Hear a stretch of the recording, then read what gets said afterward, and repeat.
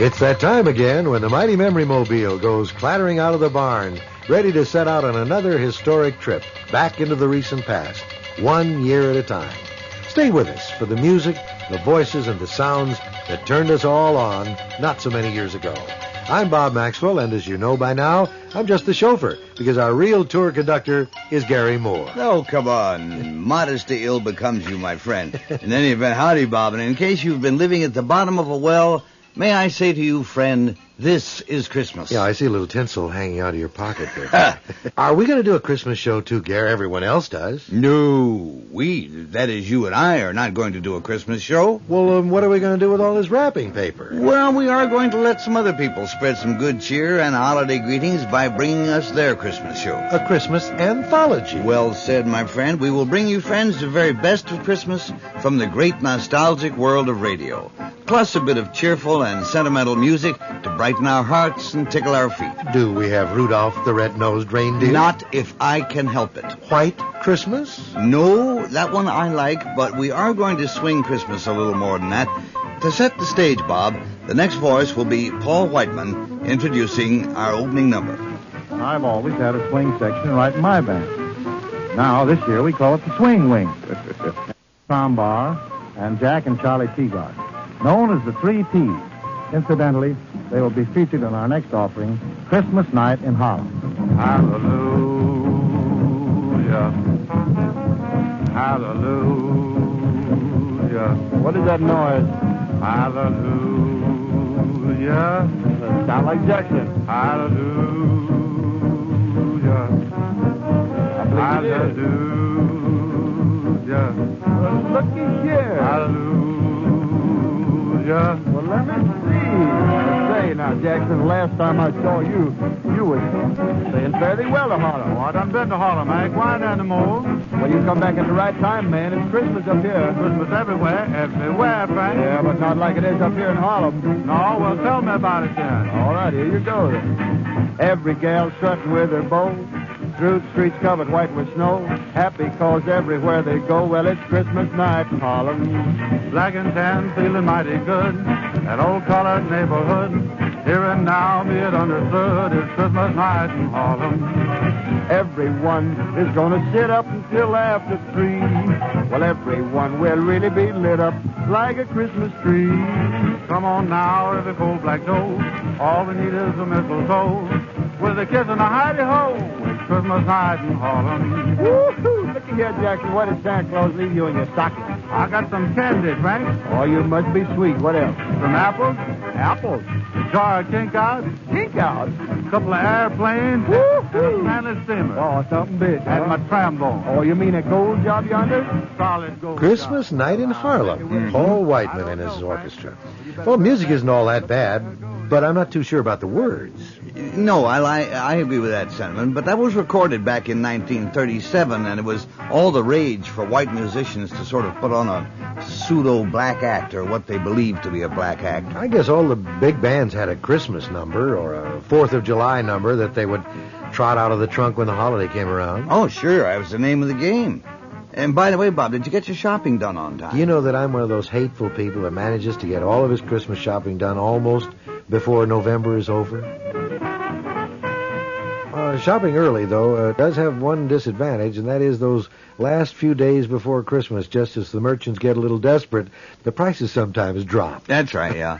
Well, last-minute shopping is a national institution, and let me tell you, it provided an awful lot of mileage for an awful lot of comedy writers. However, we will now bring you Christmas of 1944, when Jack Benny and Fred Allen found their way to a department store, together with a few friends. Oh, ho! So it's you, Benny. Hello, Freddie. What are you doing down there on the floor, Benny? Teaching the mice how to be rats? No, Freddie. I was tired from shopping, so I thought I'd lie down for a while. Shopping, eh? That's right. Brother, you could shop from now until 1980 and still not demobilize your wallet. You should talk. You're tighter than the hinges on the door of Inner Sanctum. Now, don't cloud the issue. What are you doing looking at neckties? Don't you crochet your own anymore? Well, to tell the truth, Freddie, between radio and pictures and managing the Jack Benny all-girl football team, I have little time left for crocheting. That softball team, isn't it? You changed Softball, I'm sorry. Yes. Say now.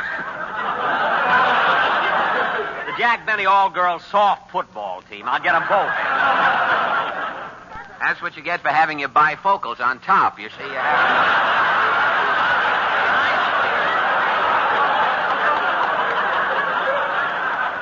You put them on top so you can read all the comedy lines. I know. They're great. Say, I saw your team... I got the bottom one so I can see what I'm whistling at. Go out with Little Women, though. Say, I saw your... We'll be here all night, you know. I saw your team play the other night, Jackie. Who was that shortstop? Her arms looked like buggy whips, and she had no calves in her legs. That was me. My regular shortstop was home having a baby. By the way, Freddie, what are you doing at the necktie counter? Well, I know several people with necks, so I thought I'd get them... something to rest their Adam's apples on. Oh, well, personally, I don't see anything here that appeals to my good taste. Oh, you don't, Listen, Jackson, you took up my time, picked out a tie, so hand over the 59 cents. Never mind. And you bit my ankle. Well, you can't charge me for that. I didn't like it. Listen, Jack, did you buy one of those 59-cent dish rag foulards as a gift? Oh, it's for a friend of mine who writes a lot. I thought he might like it for a pen wiper. I wouldn't wipe my razor on one of those.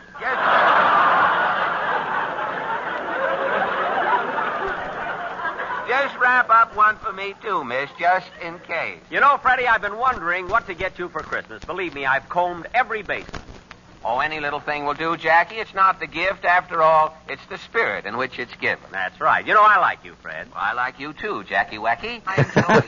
Christmas 1944. This is the Mighty Memory Mobile with Gary Moore and Bob Maxwell. Bob, everything we say about Christmas has got to be a little bit corny, right? But Yeah. Christmas really is for kids. So here now are Fanny Bryce and Hanley Stafford as Daddy and the incorrigible baby Snooks. The year is 1939. Table looks fine. Now, where are the cigars? Oh, here. Mm-hmm. I guess he'll fall for this layout, all right. Hello, Daddy. Oh, hello, Snooks. Oh, let's have a look at you. Why did I have to put on my new dress, Daddy? Because my boss is coming for dinner. Why? Well, we don't have guests very often, and it's good to make social contacts and fraternize with intellectual people. My boss is a very smart man, and I like to listen to his conversation.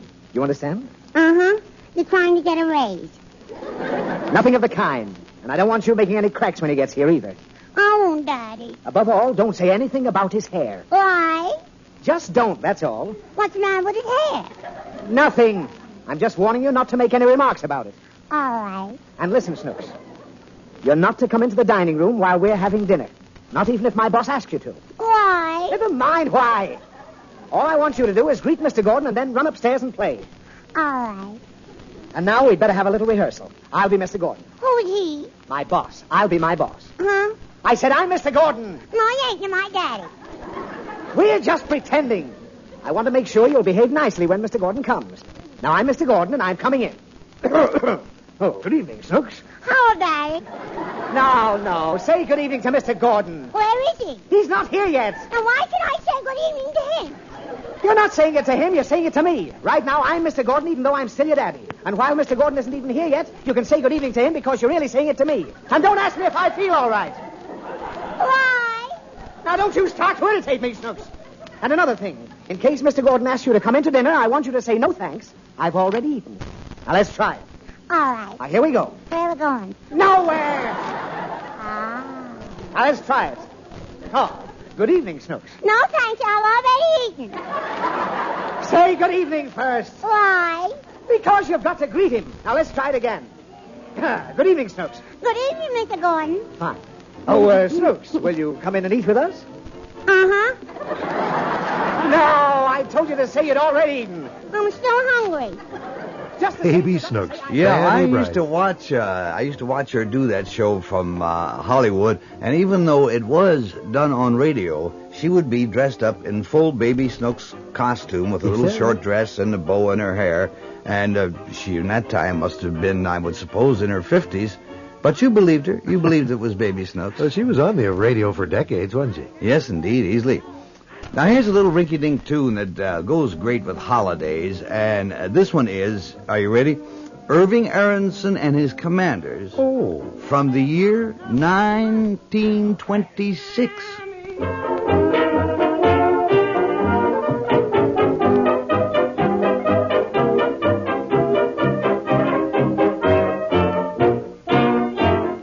Everybody has some weakness, and so have I.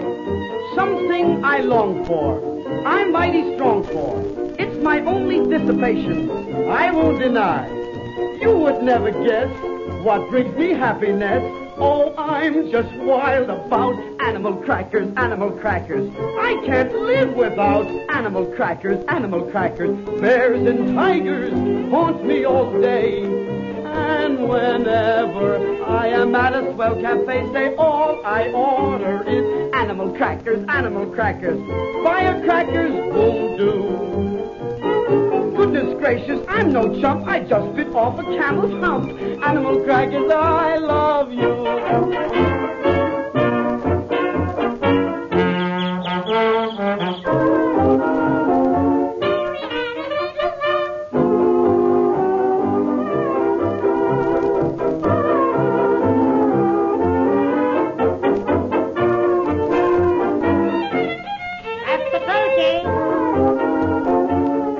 Where do you get that stuff? But when I think of kid shows on the radio on holidays, I almost automatically think of Red Skelton. Well, it's a funny thing, Bob. Christmas or no Christmas, whatever you ask for, that, my friend, is what we have. Or vice versa. Or vice versa. Visa. Anyway, here is one of Red Skelton's great perennial characters, the Mean World Kid. Boy, with no light in her, sure is spooky. I'm not afraid, though. No, go on up, tell her kitty sometime if they isn't good, the spooks will get 'em. I bet the spook's mother tells 'em that if the little spooks is not good, Junior will get 'em. I'm not sleepy, so I just gonna lay here and wake and just sort of mosey and lazy around a bit, you know. Who's at the window? Who is it? It's me, Junior, the Sandman. Well, you ain't gonna slip me no Mickey tonight. Get away. Let me in. Now, you get out of me bedroom. What do you want anyhow? Oh, to put you to sleep. Well, I don't want any of you, old Sand. I couldn't keep my eyes open all day. What do you put in that stuff, cement? Yeah, well, you're the only little boy that ever complained about my service. Oh? But you wouldn't want to put me out of business, would you? Well, you trying to retire me, ain't you? Hey, that sand of yours, it's no good. It just puts me to sleep, and I don't dream of nothing. 8 hours of me widow atomic life just wasted away. Well, sir, I'll tell you what. What? I have some new magic post-war sand. Yeah? It'll put you to sleep and make you dream of all the good things you've done. Kind of silly to waste it on such a short dream, ain't it? Then how about the dream sand of knowledge? What's that? You dream, and all the questions you've had on your mind will be answered. Okay, if it's the same price as the other stuff, I don't want to pay that black market price, you know. Oh, it's the same price as the other. Okay. Shoot it at me, John boy. Let me have it right in the picture. Now, open your eyes wide. They open. Some for the right eye, and some for the left eye. Now you're getting drowsy. Your eyes are starting to burn. Think of all the questions you wanted answered. Now go to sleep and learn. I'm going to sleep now, baby. And that, of course, was one of the great clowns of all time in one of his many, many characterizations, Red Skelton. Who are we going to invite to our Christmas party, Gare? Well, for beginners, we've got a absolutely unbeatable combination. Happens that my favorite gal singer in all the world is Carmen McRae. Mm-hmm. And here we have Carmen teamed up with Sammy Davis in a number that brings the holiday season to mind year after year after year. That's nice. Now we're inside. Did you have a good time tonight, Carmen? Oh, I had a wonderful time, Sam. Well, good. Well, I figured it'd be so much nicer here than outdoors, you know, where the fireplace is going. It's nice, it's cozy, it's warm and nice. Oh, yeah, I really can't But, stay. baby, it's cold outside. I've got to go But, away. baby, it's cold outside. This evening has Been hoping that you drop in. so very nice. I'll hold your hands there just like My ice. mother will start to Beautiful, worry, what's your and hurry? father will be pacing the floor. Listen to that fireplace So roar. really I'd better scurry. Beautiful, please don't Well, hurry. maybe just a half a drink more. Put some records on while I The pour. neighbors might But think, baby, it's bad out there. say, what's No in this cabs drink? to be had out there. I wish I knew Your how eyes are like starlight to now. break the spell. I'll take your hat, your hair looks I swell. ought to say no, no, no. Mind if I move in closer? At least I'm gonna say that I tried. What's the sense of hurting my I pride? really can't Oh, say. baby, don't hold out. But it's cold outside. Sammy Davis and Carmen McRae and Frank Lesser's Baby It's Cold Outside. I guess that is a kind of a Christmas song, isn't it? Everybody else is playing carols on their show, and you say to yourself, well, what can I do that says winter and snow, but still isn't jingle bells? So something a little different. So everybody thinks of the same thing that's different, and so they all end up doing Baby It's Cold Outside. And speaking of different, here's your pal, Henry Morgan.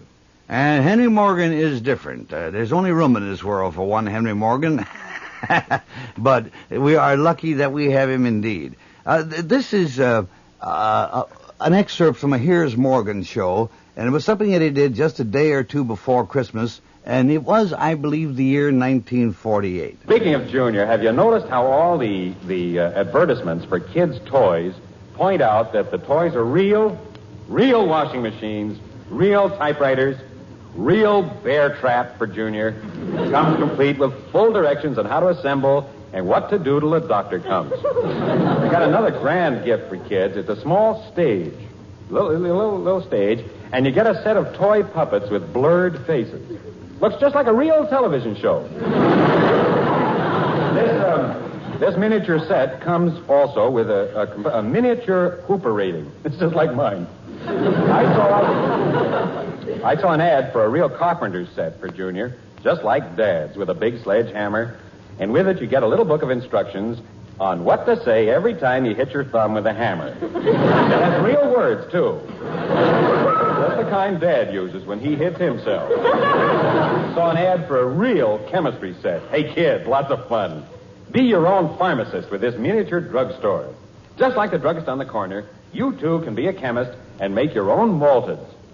This chemistry set sounds like hope. He keeps, and then he waits and he says, then he blames the people because the jokes are no good. That's what I do. This chemistry set also, what do you say?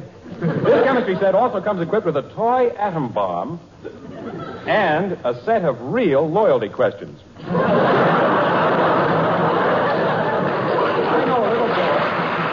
Oh, that Henry Morgan. Is he really as cynical as he sounds on his program, Scare? Well, it depends who Henry thinks you are. Now, who Henry thinks you are is not always accurate. Henry makes up his mind very quickly about people. He decides whether or not he likes you, and if he decides he likes you, you may have the gold from his teeth. If he does not like you, you may have the back of his hand. I can only tell you the best recommendation possible is that he has more godchildren than anybody I know. Anyway, Bob, here's a Christmas routine from another generation. Now, this is one of the most beautifully absurd situations. What do you do when you get a Christmas game and you don't know what it is?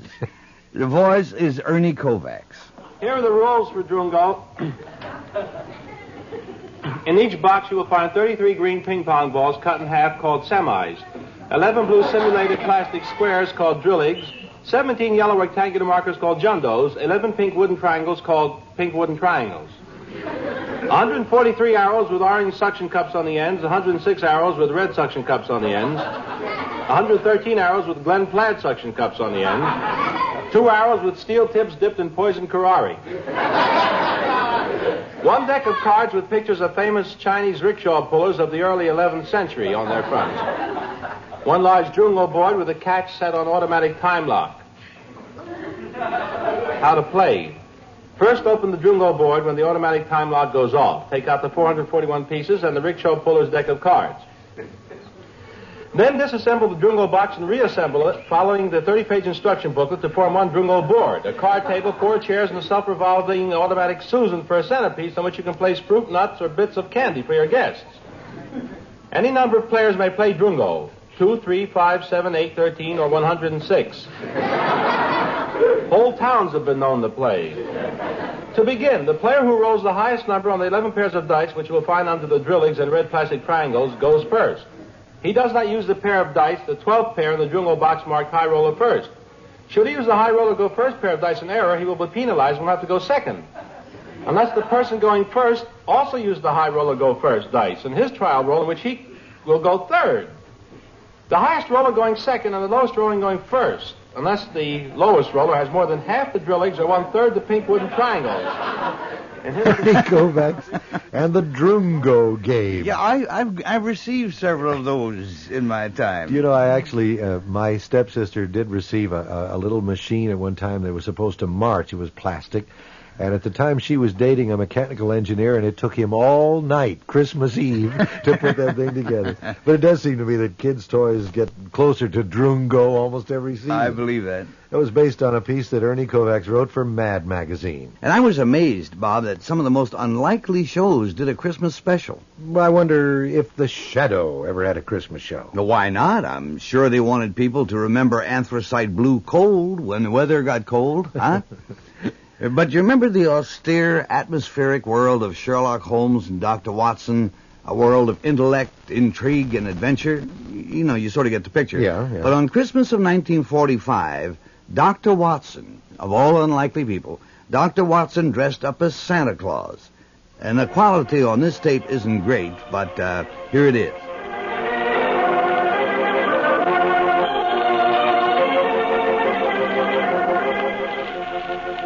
And now I'm sure our good friend Dr. Watson's waiting for us, so let's go in and join him. Ah, there you are, Mr. Bartell. Well, say, Doctor, I can see you're going to have yourself quite a Christmas. Big tree in the corner with colored lights on it. Where'd you get those? Table covered with presents? You must be mighty popular. Oh, they aren't all for me, my boy. You see, I'm having a Christmas party tomorrow for my housekeeper's little nieces. Oh. I'm going to dress up as Santa Claus for them. I'm sure you look very convincing in the part. By the way, Doctor, I brought you a little present. Here it is. I hope you like it. Oh, that's kind of you, Mr. Martell. I got one for you, too, but you mustn't open it until tomorrow. Here, my boy. Thanks a lot, Doctor. And now, how's about tonight's story? Last week you told us you'd chosen an adventure with a lot of Christmassy atmosphere. Yes, Mr. Bartell. My story begins on another Christmas Eve, many, many years ago. To be exact, in 1886. At the time the adventure occurred, I must confess I didn't quite understand what was going on myself. In fact, I never did make head or tail of it until Holmes took pity on me later and explained the whole thing. But I shan't try to confuse you, Mr. Bartell. I'll tell you the story exactly as it happened. Right you are, Doctor. Let's go. Very well. On that Christmas Eve in 86, I was standing in our Baker Street rooms, dressed in the costume of Santa Claus. Holmes, his long, thin fingers pressed together, lay back in an armchair and gazed at me quizzically, while our housekeeper, Mrs. Hudson, stood by the door and... Dr. Watson, you make a grand Santa Claus. Tell me, Mrs. Hudson. Have a beer on, old chap. Oh, I'm afraid it's uncomfortable. How does it look? Oh, you look just like the old man of the Christmas cards, Doctor. Yes, Watson. It really becomes you. The cheery twinkle of the eyes, the ruddy complexion, and the appropriate girth. Oh, a shame we can't obtain some snow and a sleigh and reindeer for you. However, I'm sure Mrs. Hudson's nieces will be very much impressed. Oh, they will that, sir. And it's very kind of you, Doctor, to offer to come over to that house with me. With her father in the hospital and my sister at his bedside, it would have been a very miserable Christmas without you. I should enjoy myself, but I think I'll take this beer off till we get there. Ah, that's it. You ready to leave, Mrs. Hudson? I am, sir. Will I get a cab? How far do we have to go? Oh, Lexington Gardens, number 28. It's just off the Edgware Road, sir. But bearing in mind my costume, I suppose we'd better take a cab. Hi, sir. I'll get one. Holmes, what are you going to do with yourself? I hate leaving you alone on Christmas Eve. Dr. Watson is Santa Claus and Sherlock Holmes. Isn't it the most ridiculous thing you ever heard? If for Christmas he gave Sherlock a little gift-wrapped package of laudanum, I imagine. Let me ask you another question. What was the most famous Christmas broadcast? Oh, I don't think there's any question about that. That has to be Dickens' Christmas Carol, doesn't it, Gare? With Lionel Barrymore? Yes. There was no one quite like him. He could be so corny and yet so warm at the same time. Lionel Barrymore was a man who knew exactly what he was about. He played nothing but Lionel Barrymore all his life, but he could play it in all shades. He could play it warm, or he could play it as an irascible man, but when he wanted to be sweet, he was sweeter than anybody, but never sticky. He had a great sense of restraint, and I think that is the heart of this show with Lionel Barrymore. Christmas Day. 11, 13, 17, 7, carry 1. 4 and 6, 1, 4. Bob Cratchit. Yes, Mr. Scrooge? Stop that infernal caterwauling. Yes, sir. 9, 15, 17, 29, carry 1. Impudence. Singing their idiotic Christmas carols at my very door. Go somewhere else and bellow your blasted carols, or I'll give you in charge. Sorry, Governor. It's an old custom at Christmas time, you know. Yes, and I don't want any of your old customs. Take your fellow fools and go away. Christmas. Blah. Right, sir. Merry Christmas anyway, sir.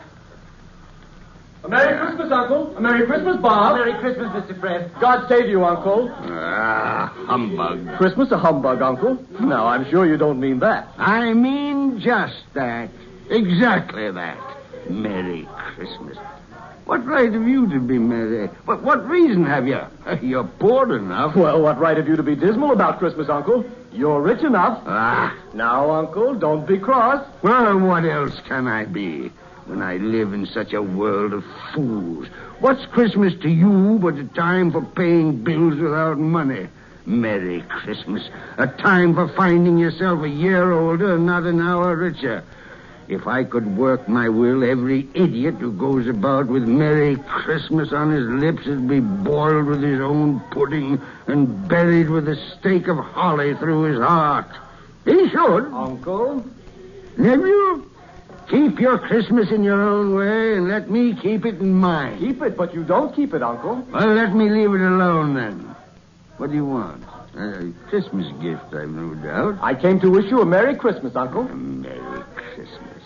Much good may Christmas do you. Much good it ever has done you. There are many things from which I derive good by which I have not profited materially, I dare say, Uncle. Christmas among the rest. But I have always thought of Christmas time as a good time. A kind, forgiving, charitable, pleasant time. And therefore, Uncle, though it has never put a scrap of gold or silver in my pocket, I believe it has done me good and will do me good. And I say, God bless it. God bless Christmas. Hurrah! Let me hear another sound out of you there, Bob Cratchit, and you'll keep your Christmas by losing your situation. As to you, nephew, I wonder you don't go into Parliament. You talk enough nonsense. Don't be angry, Uncle. I want nothing from you. I ask nothing of you. Why can't we be friends? Good afternoon. Well, I'm sorry you feel that way. I've tried. A Merry Christmas to you, Uncle. Good afternoon. And a Happy New Year, too. Humbug. And a Merry Christmas to you, Bob, and the missus, and to Tiny Tim. Thank you, Mr. Fred. Same to you, sir. Good day, sir. Good day, Bob. Nonsense. Twaddle. Blummery. Talking of Christmas and not 2 sixpences to jingle together in his trousers pocket. You there, Bob Cratchit. Come here. What are you doing there? I was only putting a bit more coal on the fire, Mr. Scrooge, seeing it's so cold in there, sir. Well, you put that coal back into the scuttle. A fire. A fire, indeed. I can tell you, if you use coal at that rate, you and I will soon be parting company, Bob Cratchit. You understand that?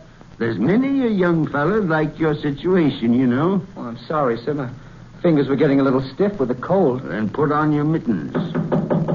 There's someone at the door. See who it is. Yes, sir. Good afternoon, sir. Good afternoon. This is the firm of Scrooge and Marley. Yes, sir. I should like to see the head of the firm, if I may. Oh, very good, sir. What is it? A gentleman to see you, Mr. Scrooge. Huh? Have I the pleasure of addressing Mr. Scrooge or Mr. Marley? Marley's been dead these 7 years tonight. I'm Scrooge. Well, now, Mr. Scrooge, at this season of the year, it's only fitting that we who are more fortunate should raise a fund to buy the poor some meat and drink and means of warmth. You may not believe it, sir, but many thousands are now in want of common necessities, and hundreds of thousands are in want of the simplest comforts, sir.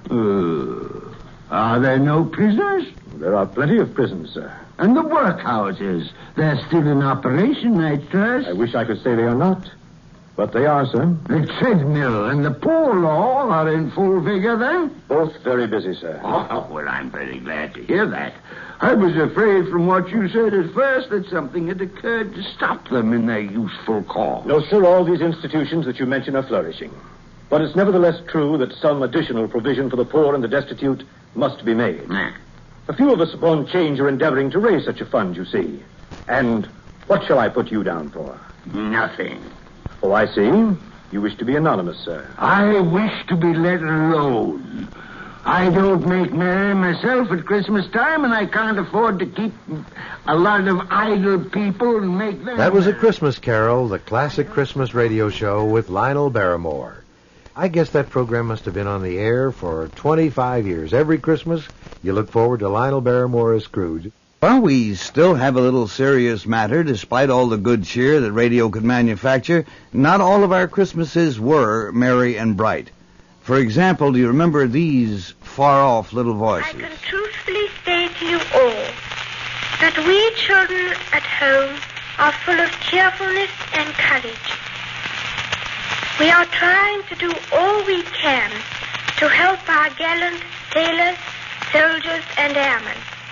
And when peace comes, remember, it will be for us, the children of today, to make the world of tomorrow a better and happier place. My sister is by my side, and we are both going to say good night to you. Come on, Margaret. Good night, children. Good night, and good luck to you all. Wow, that does come from the past, Gare. Princess Elizabeth and Princess Margaret. That must have been broadcast during the war. If I'm correct, that was 1939, when Europe was at war, but we were not. And even for us, it was indeed an anxious Christmas. I remember the Christmas of 1941. I was spending the time in Detroit and working. You remember doing Christmas shows live on Radio, Gare, and you had to be there. There was no way you could transcribe them and send them in or record them or tape them or anything. No, that's right, and everybody was very much in the Christmas spirit. Especially the stagehands. It seems to me back in 1941, the President Roosevelt broadcast one of his famous fireside chats. Yeah, he did. The war was less than 3 weeks old when President Roosevelt went on the air on Christmas Eve. There are many men and women in America, sincere and faithful men and women, who are asking themselves this Christmas, how can we light our tree? How can we give our gifts? How can we meet and worship with love and with uplifted spirit and heart in a world at war, a world of fighting and suffering and death? How can we pause, even for a day, even for Christmas Day, in our urgent labor of arming a decent humanity against the enemies which beset it? How can we put the world aside, as men and women put the world aside in peaceful years, to rejoice in the birth of Christ? These are natural, inevitable questions in every part of the world which is resisting the evil thing. And even as we ask these questions, we know the answer.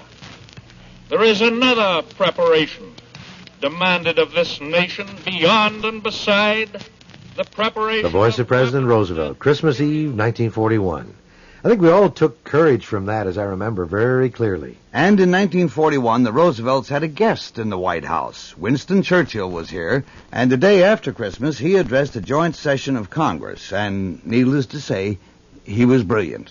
I feel greatly honored that you should have invited me to enter the United States Senate chamber and address the representatives of both branches of Congress. The fact that my American forebears have for so many generations played their part in the life of the United States, and that here I am, an Englishman, welcomed in your midst, makes this experience one of the most moving and thrilling in my life, which is already long and has not been entirely uneventful. I wish indeed that my mother, whose memory I cherish across the veil of years, could have been here to see. By the way, I cannot help for reflecting that if my father had been American and my mother British, instead of the other way around, I might have got here on my own. The voice of Winston Churchill, Christmas, 1941. I guess, Gary, if Churchill hadn't been a politician, he could possibly have played Mr. Pickwick. Yes, or Scrooge, for that matter, or Falstaff. Then he went on to Canada, where he addressed the Canadian Parliament. And this recording comes from December 30th, 1941. When I warned them that Britain would fight on alone, whatever they did, their generals told their Prime Minister and his divided cabinet, in 3 weeks, England will have her neck wrung like a chicken. Some chicken.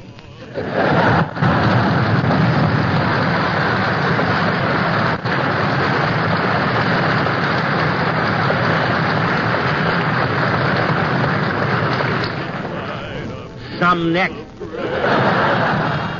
What Edward Murrow called Churchillian prose at his very best. Indeed so. Well, Gary, let's hear a chorus or two of one of those sentimental English ballads for the season. After all, Christmas, as we know it, began in England. Red, white, and blue, what does it mean to you? Surely you're proud, shouted aloud, Britain's awake. The Empire too, we can depend on you. Freedom remains, these are the chains nothing can break. There'll always be an England, and England shall be free. If England means as much to That was from our first wartime Christmas, 1941. Well, let's have another song, Bob, to set the stage for what's to follow. Here's that great Joe Stafford.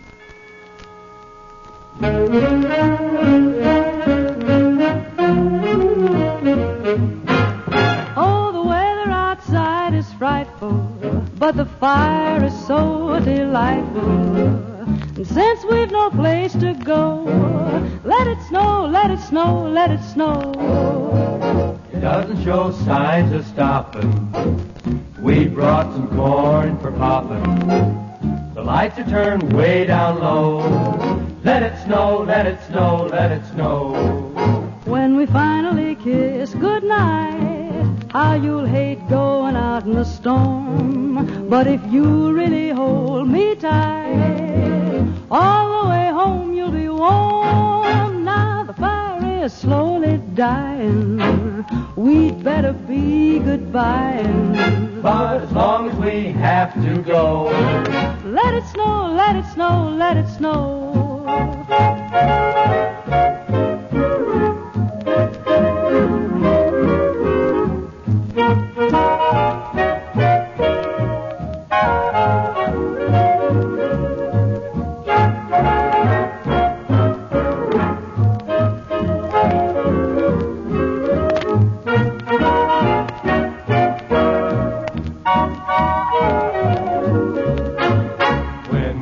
finally kiss goodnight, how I hate going out in the storm. Well, if you really hold me tight, All the way home I'll be warm. Now the fire is slowly dying.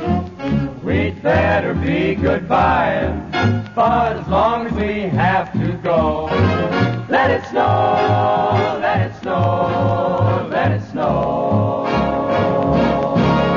Joe Stacker. Yeah. And next number from our anthology of other people's Christmas shows.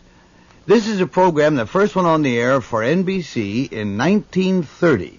And it was copied by just about every other dramatic show ever on the air. And believe me, for 1930, it was it was indeed very elaborate. Its first star was Don Amici, and finally it was done by Olin Soule and Barbara Luddy. Did it all take place in that little theater around the corner from Times Square? It did indeed, which was funny because the show originated for many years in Chicago. Had the same sponsor for years. Campana Italian Balm. Uh-huh. And here is the First Nighter show from 1945.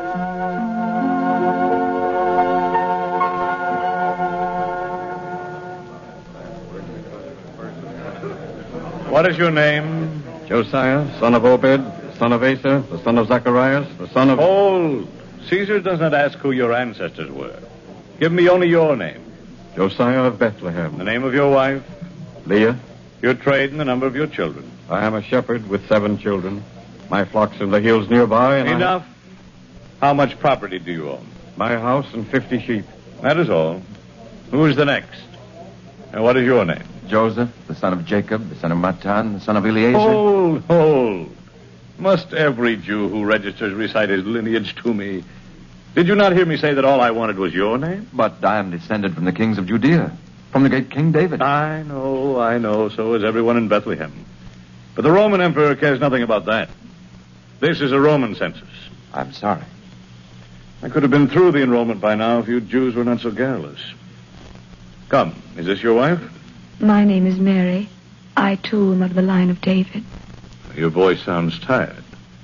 Have you come far? From the town of Nazareth in Galilee. Sit down on that bench and rest a moment. Thank you. Now, Joseph, what is your trade, how many children, and how much property? I am a carpenter. I have no property except my tools and the animal on which my wife is ridden from Nazareth. There are no children, as yet. Very well.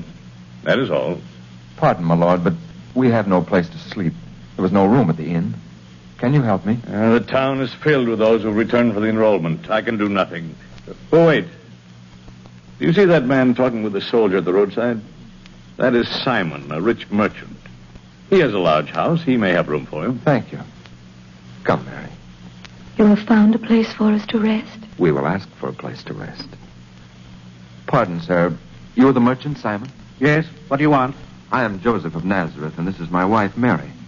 The Roman governor said you might have some room in your house where we could sleep. I have no room. The governor and his men are staying with me. If you only had some small corner where we could rest. My wife is very weary, sir. I have said that my house is filled. You may sleep in the stable if you wish. That is all I can do for you. The stable? Let us go there, Joseph. We have tried so many places. A stable, Mary? It is not what I would like. We must be content. Lift me up to the saddle. There. If you lead the way, the little beast will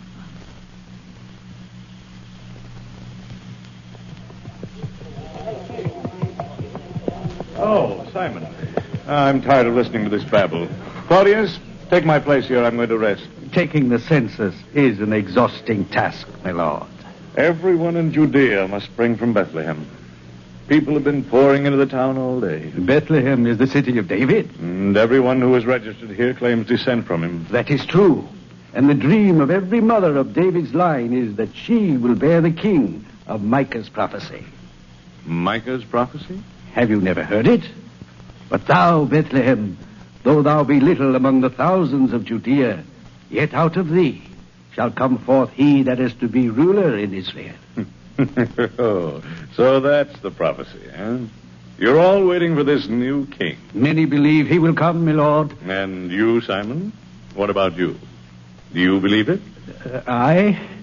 Oh, it is rather the shepherds who talk of it. I see. You're very careful, Simon. Perhaps you fear Herod, your king. Herod despises the prophecy of Micah. He hates Bethlehem. It would be well to keep this legend from him, then. But tell me about the carpenter and his wife from Nazareth. Did they find lodging? I offered them my stable. Your stable? Was there no room in your house? The How stable about is good that? enough. The little town of Bethlehem, as heard on the first nighter of 1945. Bob, did you ever take a Christmas vacation? Because if you did, you will recognize this next routine. This is someone we've heard just once on the Mighty Memory Mobile, a very funny man, trying unsuccessfully to cope with everyday things. Well, Gare, that could be a lot of guys on radio. Well, then I guess I'm not doing him justice. He was a brilliant satirist. He did wonderful parodies. He was great. So here trying to take a Christmas vacation is the one and only Robert Benchley. Let's see if I've got everything in the trunk that's on this list. Blankets, overcoat, woolen socks, muffler, gloves, quilt, blankets, sweater, Mackinaw blanket. All there, I guess. I hope we like hot springs. Darling. Yes, dear? You better hurry. The train leaves in an hour. Have you got the ticket? So Jerry, my office boy, is picking him up for us at the Union Pacific. Hello? Hello, Mr. Benchley. This is Jerry. Yes, Jerry. Did you get the tickets? No, I got lost. How do you get to the Union Pacific? Where are you now? I'm at my girl's house. Then ask your girl. I can't. She doesn't live here anymore. Bright boy, Jerry. He'll find Union Pacific if it takes a whole vacation. That must be the man for the trunk. All right, I'm coming.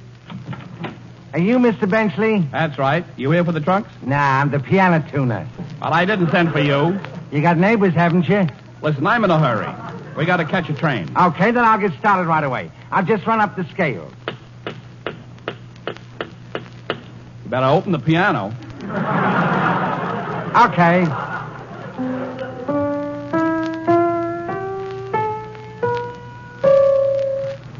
Darling, are you whistling? No, I'm playing the Ouija board.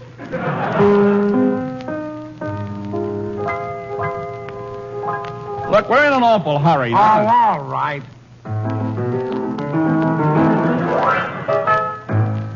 Well, I'm in a hurry, but it isn't life and death. This piano's a tough job. I'll have to do this after my vacation. Where are you going? Hot Springs. So long. Hope he sends me a postcard. Now to get on with my grip. Hello? Hello, Mr. Benchley. This is Jerry. Have you found the station yet? No, but I got a good clue. A clue? Yeah, I'm trailing the locomotive. Well, if you can swim, we'd go on a cruise. Oh, we'll never get out of here. I'm coming. I suppose you want the trunks. Certainly not. Don't you remember your wife's Uncle Harry? Oh, yeah. Whatever became of him? It's me. I'm Uncle Harry. I know how busy you are, what with packing and preparing to go away and packing and preparing to go away and packing. I'll be preparing to come back soon. I just thought I'd come over and give you a hand. I thought you'd need a hand. I'll give you a hand, a hand. Hey, I know. Oh, I think we ought to hear more from Robert Benchley on the Memory Mobile, Gare. Well, we will, I promise. Right now we have a Christmas show that tickles me so much. Variations of this were broadcast, for decades, I'm sure. Bob, this is the show that brought the country to a standstill back around 1931 and lasted on the air in one way or another until 1960. I have an inkling. Well, back in the 30s, this show was piped into the movies. Otherwise, they would have played to an empty house. If you wanted to steal a car back in the 30s, you did it while this show was on because nobody would be outside to see you. Well, this must be the routine at Christmas of Amos and Andy. The choir continues with the Lord's Prayer. Well, now get under the covers, honey. Daddy, could you get some Christmas music on the radio? Why, darling, this is the very best Christmas music you could get. There's going to sing the Lord's Prayer. Oh, I've been saying the Lord's Prayer with Mommy. She's been teaching it to me. Yes, I know she is. What does the Lord's Prayer mean, Daddy? Well, it means an awful lot. And with the world like it is today, it seems to have a bigger meaning than ever before. But what does the Lord's Prayer really mean, Daddy? The Lord's Prayer, well, darling, I'll explain it to you. Oh, will you, Daddy? Yeah, now you lay down and you listen. All right. Now, the first line of the Lord's Prayer is this. Our Father, which art in heaven. Now, that means Father of all that is good, where no wrong can ever dwell. And then it says, hallowed be thy name. Now, that means, darling, that we should love and respect all that is good. And then it says after that, thy kingdom come, thy will be done in earth as it is in heaven. Now that means, darling, as we clean our hearts of all hate and selfishness and fill our hearts with the love, the good, the true, and the beautiful, then earth, where we are now, will be just like heaven. That would be wonderful, Daddy. Then it says, give us this day our daily bread. Now that means to feed our hearts and minds with kindness, with love, and with courage, which will make us strong for our daily tasks. And then after that, the next line of the Lord's Prayer is, and forgive us our debts as we forgive our debtors. Do you remember the golden rule? Yes, Daddy. Well, that means that we must keep the golden rule and do unto others as we would want them to do unto us. And then it says, and lead us not into temptation, but deliver us from evil. Now that means, my darling, to ask God to help us do and to see and to think right, so that we will neither be led or tempted by anything that is bad. Amos and Andy and Christmas time. It was funny, the precise feel of the pulse of the public that Amos and Andy had.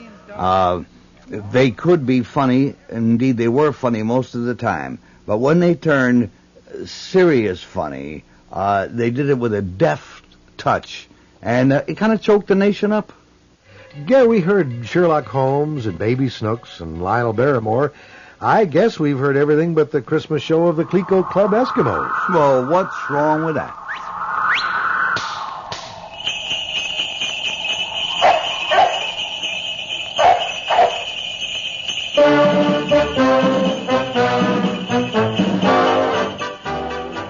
Believe it or not, folks, those were the Clico Club Eskimos. That's what they were. But, Bob, that's just an overture for the pièce de résistance for this Christmas anthology. What we've been longing to hear all night. What our listeners have been writing to us about all of these months. All right, Gare, I give up. What is it? Well, Bob, how long since you heard the Mighty Allen Art Players? Must be at least 20 years. Well, we got them. Here they are. The Mighty Allen Art Players with their Christmas show of the year 1937. This is station NGNG, folks. Our next program will be... Just a minute, folks. Here's a bulletin from the Radio News Bureau. A rumor has just reached us that Santa Claus will not ride this Christmas. Unconfirmed reports ride throughout the country that Santa Claus is on sit-down strike. What's going on in Santa Claus's igloo? Stand by, folks. Assassinated Press is investigating the trouble, and we hope...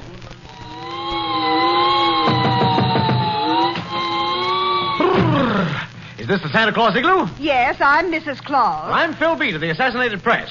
I'm here to check on this rumor that Santa Claus refuses to ride this year. Oh, I'm glad you come. I've been fighting with him all week, and he refuses to budge. Well, where is Santa Claus now? Oh, the old fool's in the next room sulking. I'll get him. Hey, Santa. Oh, it ain't no use coaxing, Ma, or you ain't going.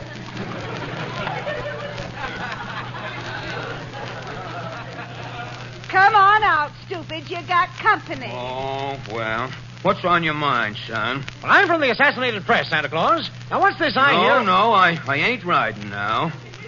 But this is Christmas Eve. Trees are lit up. Millions of children have hung up their stockings. The whole world is waiting. Well, regardless, I ain't riding. Ain't no use, mister. He's stubborn. No, I ain't stubborn neither.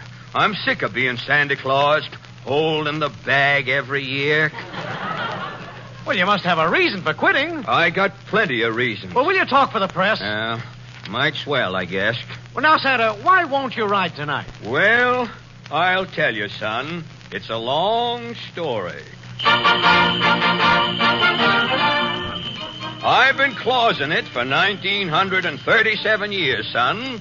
I've been a-bringing presents, toys for kiddies, loud neckties and handkerchiefs for grown-ups, every Christmas trying to spread joy. But my efforts down through the ages has been a bit of disappointment. My intentions has been good, but my reward has been nothing but grief.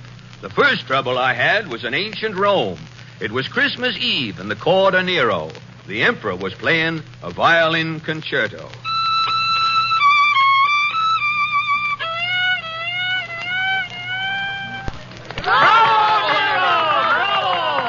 Is your emperor the best fiddler in Rome, lackeys? Yea, Nero. Is your king a master of pizzicato? Yea, Nero. Shall Nero play an encore? No, Nero. What, you dogs? Begone, hypocrites. Clear my throne room. Scat! Now I can play my violin. I'm alone. Ho, ho, ho, ho, ho, ho, ho. What's this? What fell out of my chimney? Merry Christmas, Nero. Merry Christmas. Who are you, lumpkin? The chimney sweep? I'm Santa Claus, Nero, bearing Christmas gifts for your majesty. Gadzooks, another basket of fruit from the Rome Kiwanis Club. No, my gift is a trinket rare. So rare, it hasn't even been invented yet. Bodkins, what is this tiny golden box? It's a cigarette lighter, Nero. Turn yon little wheel. Gramercy, it flames. It flames. Merry Christmas, Nero. Oh, it flames. Rome has scoffed at my fiddle. Nero will have his revenge. Hey, watch that lighter, Nero. You're setting fire to the draperies. I'm setting fire to all Rome. Revenge! Look out! Revenge. Nero, be careful, Nero! So you see, son, if it wasn't for Santa Claus, Rome wouldn't have burned. Well, I know that, but... Here I was trying to spread good cheer, and what did I get? Singed whiskers. But that was 2,000 years ago. Nero was only the start of my trouble, son. A few centuries later, I had trouble in a little country to the north of England. That Christmas, I had a present for a young poet. I peeked in the window. He was writing a sonnet. His mother come into the room. Bobby? Bobby? Aye, Mother. It's time you were to bed, lad. I'm composing, Mother. Have you no heard I'm a poet? A poet at your age. Rubbish. I am Robbie Burns, the youngest poet in the glen. Are you concocting a limerick, lad? No, it's a song, Mother. Listen. By yon bonny banks and by yon bonny brae, where me and my true love were ever wont to... It's no finish. Can I think of a rhyme for bray? Pay. Pay in a Scotch song? Are you daft, Mother? 'Twill be last on the hit parade. Well, you'd better find a rhyme in a hurry and go to bed. Composing on Christmas. It's evil. Good night. Good night, Mother. Oh, a rhyme. Bray, play, day, Chevrolet. Ho, ho, ho, ho, ho, ho, ho, ho. Who are you coming out of that chimney? I'm Santa Claus, Bobby Burns. Merry Christmas. What's your business, Red Britches? I'm Santa Claus, Bobby. I brought you something here. A rhyming dictionary. Hootman, let me look. Aye, pray, ray, say, stray. Where me and my true love were ever wont to stray.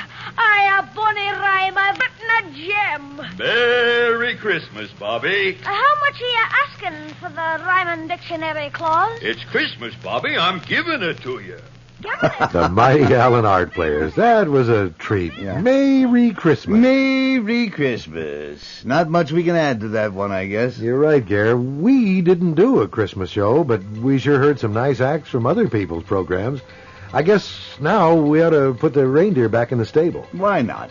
This is Gary Moore. And Bob Maxwell. Wishing you all the very best. The Mighty Memory Mobile is produced by Cinema Sound Limited, New York.